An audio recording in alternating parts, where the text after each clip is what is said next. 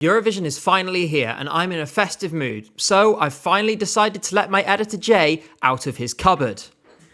I'm free! We are only 8 days away from the grand final and I could potentially be about to make myself look very silly by removing 83.8% of the participants from contention before a single note has been sung. For those of you just tuning in, you have missed months of drama already in national final season. Luckily, I've made 13 videos just for you if you want to go back and fall down the rabbit hole. Right now though, the next 20 minutes or so should hopefully prepare you for what to expect once the party's over next Saturday night. Before we get started, if you enjoy this video, make sure to like and subscribe to the channel. You can follow me and my newly escaped editor Jay on Twitter. You can follow me on Instagram as well. We also have Patreon if you want to support us. We are super grateful to everyone who has helped us out so far, and you get the videos a day early. This video is also sponsored by our friends over at Singer Karaoke, and I'm going to tell you more about them in a minute. If you can't wait that long, there's details in the description. For now, let's talk about the 6 songs that could win Eurovision this year, and let's outline how they could do it. First up, let's talk about the Netherlands, who have sent Joost Klein with his song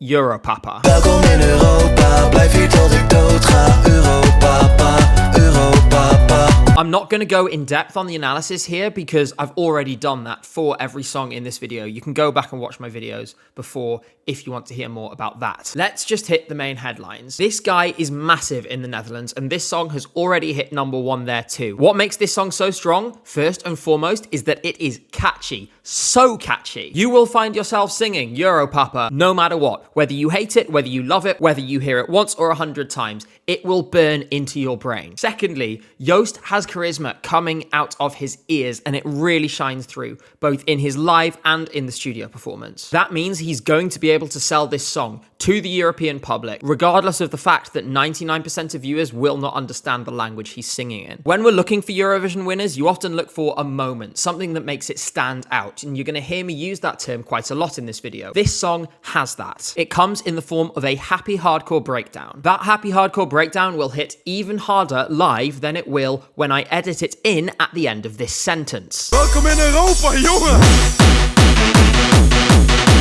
I cannot wait to be stood in that arena next week screaming, Welkom in Europa, jongen. As for what's going to hold this back, there are potentially a couple of things. Firstly is the fact for the general public, this kind of music can be an acquired taste. Not everyone is going to like a happy hardcore breakdown for some reason. It can be an acquired taste, it can be something that you need prolonged exposure to in order to enjoy it. For me personally, while I love it now, when I first listened to Europapa, I didn't really get it. The second problem is, and get ready for the evil boogeyman of this video, the juries. Ooh, hold on a minute. Let's not completely lose it over this just yet. Yes, the juries lean away from rap music. We've seen this before and they lean towards conventional pop. We saw that with the 2023 results. What we shouldn't forget though is that Cha Cha Cha still got 150 points from the jury. That's a pretty good score. It's less than it deserved, but it's also not nothing. The total score that Cha Cha Cha got, which was 529 points, would have been enough to win Eurovision 2021, Eurovision 2019, and it would have tied for the win in Eurovision 2018. What I'm saying is, if Europapa mirrors that jury televote split that Cha Cha Cha did and gets a similar amount of points, yes, absolutely it could win. Will that happen? I'm not going to tell you until the end of this video. What I can tell you about though is Singer Karaoke. Singer is what you need if you love karaoke. Whether that's with friends or whether, like me, you just sometimes need to blow off some steam alone in your apartment. The great thing about Singer is that for those of us who are really into Eurovision, there are a ton of options. If you want to pretend you're Windows 95 man, you can do that. Did you have a thing for that handsome young man in 2009? Good news, you can sing his song too. Do you, like me, feel the need to sing Nendes narkotikumides etiemekulimindagi? Great news, that's exactly what you can do as well. They have actually added that song since the last time we were sponsored by them, so I'm gonna put the conspiracy hat on and say it was my influence. Plus, if the vocal range of the song you've chosen doesn't quite fit you, good news. With Singer, you can pitch it up and down without a problem. If you sign up today with the code ESCGabe24, you get 2 months free premium membership. You also support me and the channel as well as that. Okay, now that you've signed up with the code ESCGabe24 on singer.com, let's move on to the next song, which you can actually sing on Singer Karaoke. It's La Noia by Angelina Mango, representing Italy.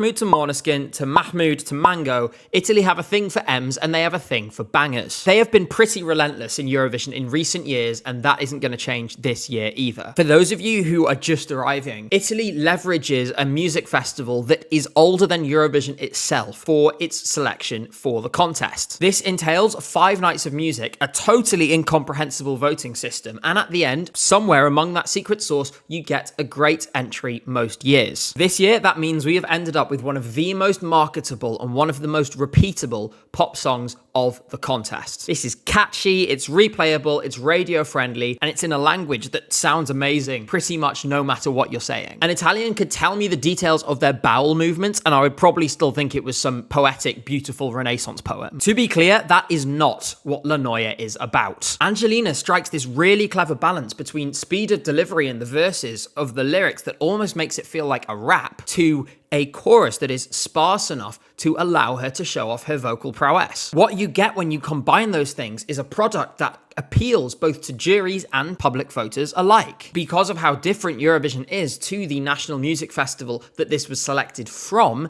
we don't really know how they're going to stage it yet. We have some clues in that we know Angelina will be joined on stage by dancers, but that's as far as it goes. In recent times from Italy, we have seen everything. On the good end of the spectrum, we've had introducing the new biggest rock stars in Europe. On the other end, we've had, watch out Mahmoud, there's a murderer behind you. This is still kind of a question mark. Provided it isn't a complete disaster though, this part probably isn't a make or break because the rest of the package is so well done that they can carry a tiny bit of slack. This song's route is pretty simple. While I can't see it winning outright with the public because it lacks the motivating factor that Europapa has, for example, it could easily come top 3. The same is true in the juries, and that leads us to a 2019 style win where Duncan Lawrence's song Arcade won without winning either the juries or the public. It's 100% doable and I would be very happy with this outcome. For now though, let's talk about the next contender. From a regular powerhouse in Italy to what could be Eurovision's greatest ever fairy tale story, it's Croatia. They've sent Baby Lasagna with Rim Tim Tuggy Dim.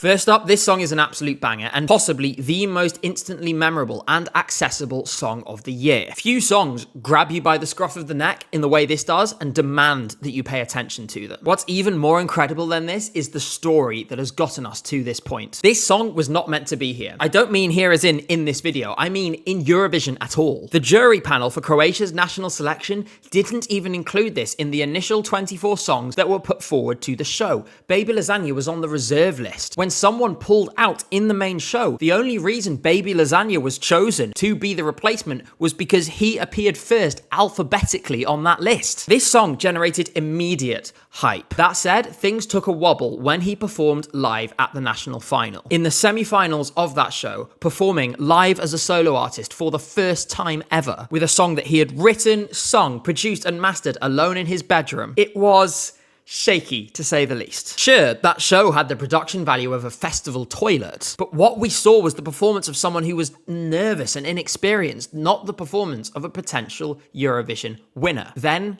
it started. Firstly, he performs in the final. It's better. He shows massive improvement in just a few days. He wins the show with 10 times as many points as any other in the televote. Then, as the weeks have rolled on, we've seen this nervous musician we were introduced to in February turn into an absolute animal on the stage. Every time he has performed this song since then, it has got better and better on every single front. His vocal performance, his charisma, his ability to sell the whole package have just been elevating and elevating and elevating. In the blink of an eye, he's gone from an unsigned musician writing songs in his bedroom to standing on the verge of winning the entire thing. The challenge for whether he'll be able to complete this story and win is actually pretty straightforward. This needs to outshine everyone and win the public vote or come very, very close, because the bulk of the points for this are going to come from the public. That said, it has more jury appeal than people will give it credit for, and we shouldn't forget that Australia came very high in the juries last year with 130 points with a song that came along with a lot of similar musical themes. This song is stronger than that one, in my view, and it's more accessible. That was a song that had won the public vote in its semi-final. It did fare slightly worse in the final, but that probably had more to do with the fact that Cha Cha Cha was busy vacuuming up televotes left, right, and centre. Rim Tim Taggy Dim does not have the curse of having to compete against that. With all of those things in mind, this song has the route to get those kinds of point totals, the high 400s or the 500s, that you're going to need to take the crown. If Baby Lasagna can do that, he will complete the greatest fairy tale in Eurovision history. There are many other suitors to that victory though, and one of them is France. This year it's Slimane with his song Mon Amour. Je t'aime, je sais pas pourquoi. Of the 6 songs that I think are contending for the win here, this is basically the only one that is a straight down the line ballad. The argument for it is pretty simple and can essentially be boiled down to 3 steps. Number 1, make a song that has limited instrumentation and relies very heavily on the performance of the singer to sell it to the public. Number 2, find the singer, park them on the stage next to the microphone. Number 3, give the song some kind of big moment to elevate it. This song does all 3. While we don't know exactly what the staging will be, we can pretty much predict what that big moment will be. Multiple times at performances on other national selections and at the pre-parties for Eurovision, Slimane has taken a few big steps back from the microphone and belted out the final chorus, completely a cappella, purely relying on the power of his voice to still carry into the room, even when he's 2 meters or more from the microphone. The effect that this has is pretty stunning. What France has in its corner here are a few things. Firstly, you can absolutely rely on Slimane's vocal performance because his voice has been repeatedly shown to be absolutely stunning. This guy can really sing, there's no doubt about that. Secondly, with the semi-finals now being televote only, that means that potential suitors for the jury vote that might not be as popular with the public are going to stay in those semi-finals, rather than challenging songs like France in the final. Something like this could really reap the rewards of that, because if jurors are looking for ballads to give high points to, they're not going to have as many options potentially as a result. While multiple songs fight like rats in a sack for the approval of the public, this could sneak through by smashing it in the jury and then getting enough from the public to pull it over the line. Here's the thing though, to win the contest, you can't just appeal to the public or to the juries. You have to have an appeal to both. While this song has impressive vocals, the underlying package isn't very strong. The song is just not very interesting, and scoring 300 points with the juries won't matter if you score 27 from the public. That kind of result wouldn't be impossible, especially if people see the standing back from the microphone to be somehow excessive or overblown. Victory is still a potential outcome, and I don't think we're going to end up as low as 27 with the public. But with that possibility there, you can't say that this is anything more than a tough climb. Realistically, of these 6 songs,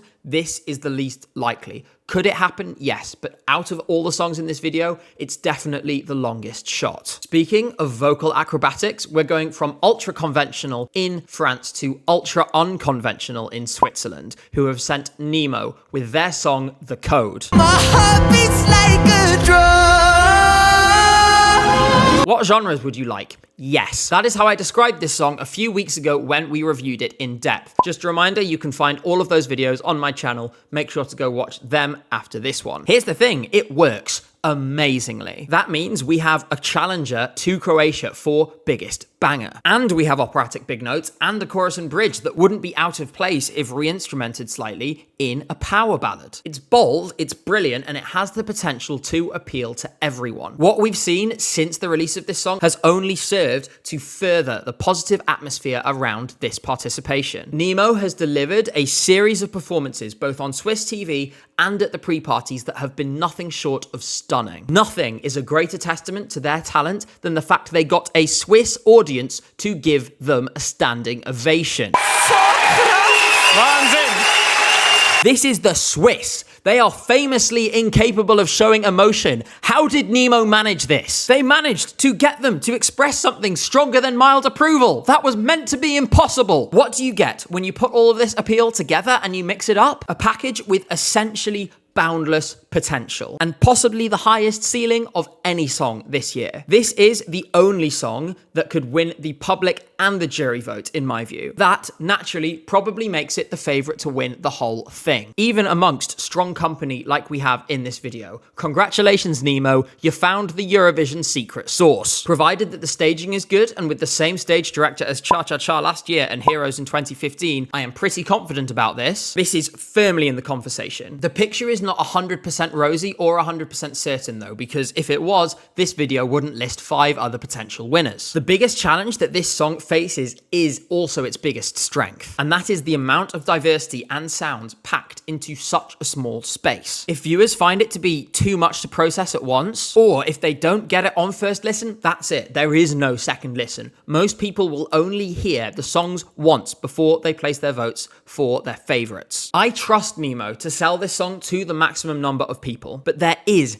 every chance that not enough people will buy into it in the way that is needed for Switzerland to win the whole thing. That could push it down a few places to what would still be a great result, but it might mean not quite a victory. For me, the absolute floor for this is still top 5, which means no matter what, Nemo is going to have a result that they can really celebrate, and it will be richly deserved. We are onto the 6th contender out of 6, and that is Jerry Heil and Alyona, representing Ukraine with their song Teresa and Maria.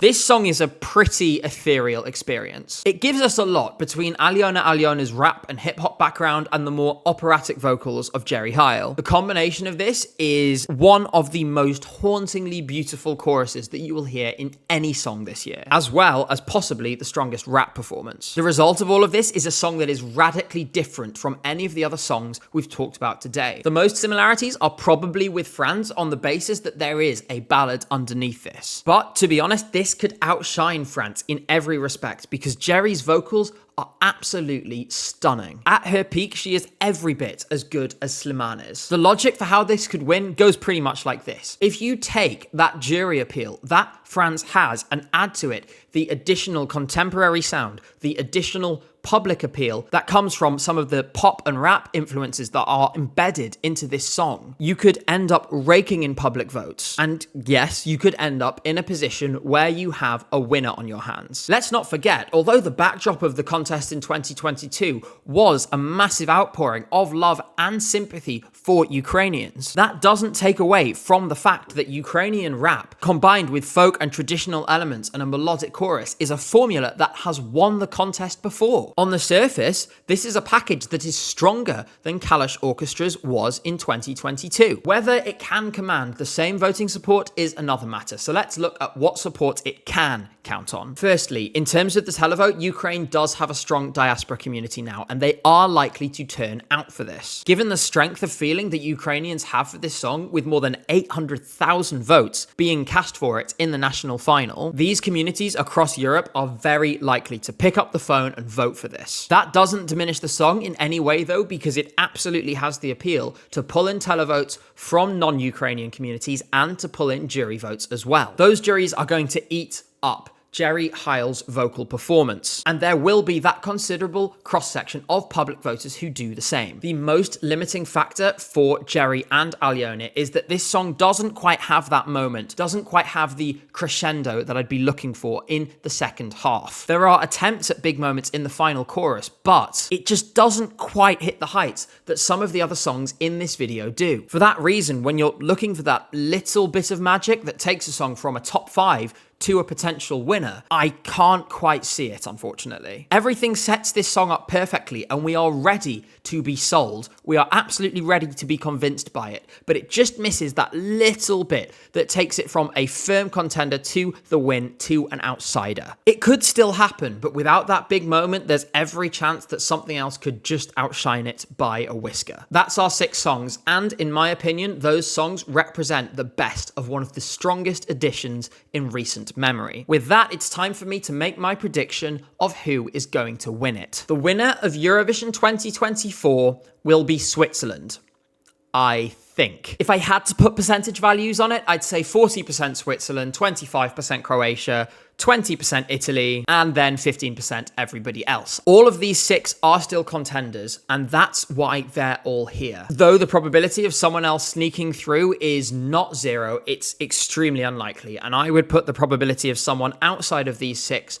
winning the whole thing at probably 1 to 2% at an absolute maximum. Nobody, though, has the limitless potential that Switzerland has, and that is why I feel they're the strongest bet for winning. I have confidence that Nemo is going to deliver the performance to sell this to people in the way that is needed. If Nemo does fall just short, Croatia's televote score, which will be very, very strong, will surge it up towards 500 points and mean that it is in the best position to pick up the pieces and win. Italy will be in that mix too, as for me, they're the other song that really could pull that strong performance to get them over 500 points. Nothing is certain yet, but if there's one thing you can be sure about, it's that the code ESCGabe24 will get you 2 months premium over at singer.com, so make sure to take up that offer. In all seriousness, thank you very much for watching, and in less than 10 days, you will see whether I was right or embarrassingly wrong, and I would say that is an absolute possibility because I'm an idiot. Before I go, make sure to like the video, make sure to subscribe to the channel. Thank you so much for watching, and I'll see you in 7